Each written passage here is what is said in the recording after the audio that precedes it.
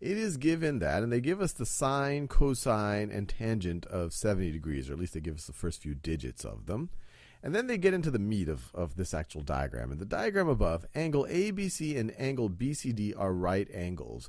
And they show us that right over here. This is angle ABC, angle BCD. And then they say that AC, segment AC, is parallel to BD. So AC is parallel to BD. And AB is parallel to CD. AB is parallel to CD. And all of that looks, the way it was drawn, it looks like they're parallel as well, but it's nice that they're telling us that. Otherwise, we can't really assume that. Which of the following is closest to the length of AB? And they give us some choices here. So let's think about it. So we have a 70-degree angle here, and they've given us the sine, cosine, and tangent of 70 degrees.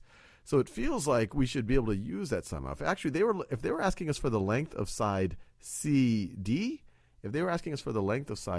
we could immediately apply our trigonometry, because for this bottom right triangle, this triangle BCD, we could apply the SOHCAHTOA definition of cosine. We just remind ourselves SOHCAHTOA. Sine of an angle is opposite over hypotenuse. Cosine of an angle is adjacent over hypotenuse. Tangent of an angle is opposite over adjacent. Well, over here for BCD, triangle BCD, for this triangle right over here, we know the hypotenuse. We know the angle.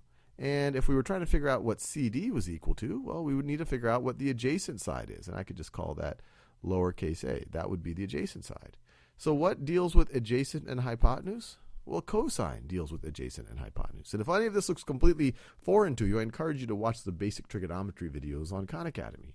But we know that the cosine of 70 degrees would be equal to the length of the adjacent side over the length of the hypotenuse, over 8.9.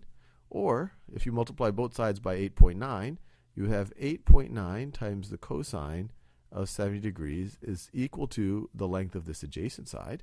And they tell us what the cosine of 70 degrees is. It's 0.3420.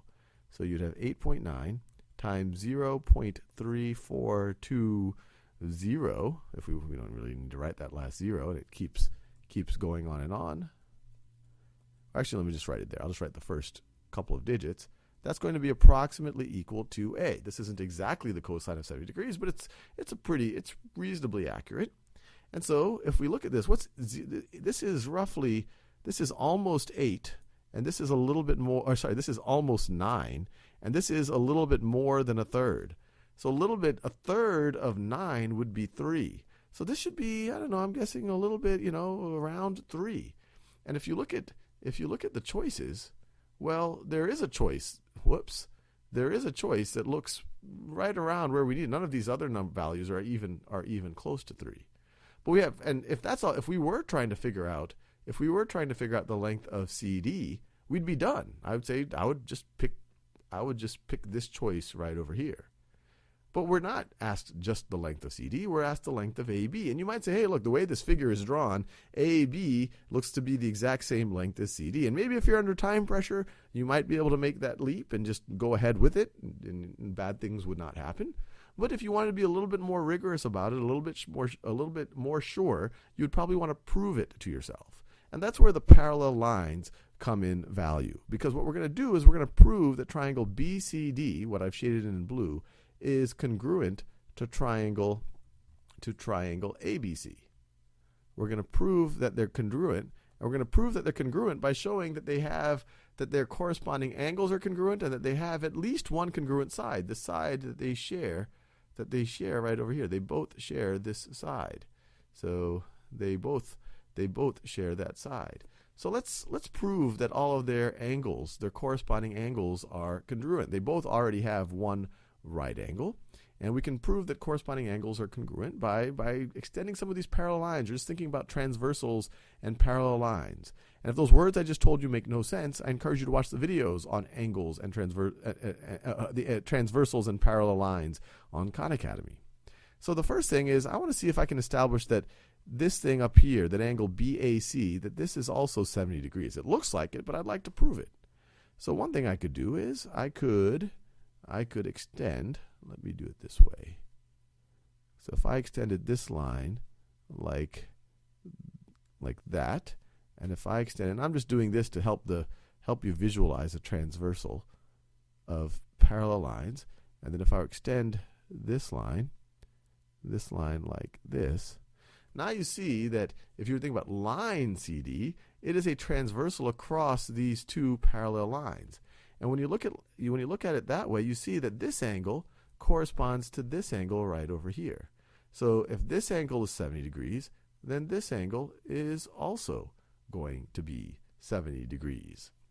Now, if that angle is 70 degrees, now let's make AC into a transversal. So let me do something. Let me do it like this. Let me extend this line. So let me extend this just so we see how the lines intersect. And I can even extend to this one. Whoops, that's not what I wanted to do. So let me extend that one a little bit. So it looks like this. And so you see AC is a transversal for the line AB and the line CD. And we know alternate interior angles are congruent. And this one is an alternate interior angle with this one right over here. So if this is 70 degrees, then this too must be 70 degrees. So now we've established this angle is 90, this angle is 90, this angle is 70, this angle is 70. Well, if two angles of a triangle are congruent, the third angle is going to be congruent. All three of them have to add up to 180 degrees. So this thing right over here, this thing right over, let me just in a different color. This thing right over here, that's going to be 180 minus 90 minus 70. 180 minus 90 is 90, minus 70 is 20. That's going to be 20 degrees. And by the exact same logic, this one also is going to be 20 degrees. 180 minus 90 minus 70, 20 degrees. So both of these triangles, all of their interior angles are the same. Their corresponding interior angles are congruent. That by itself would make them similar. But then one of the corresponding sides, we know that that is congruent.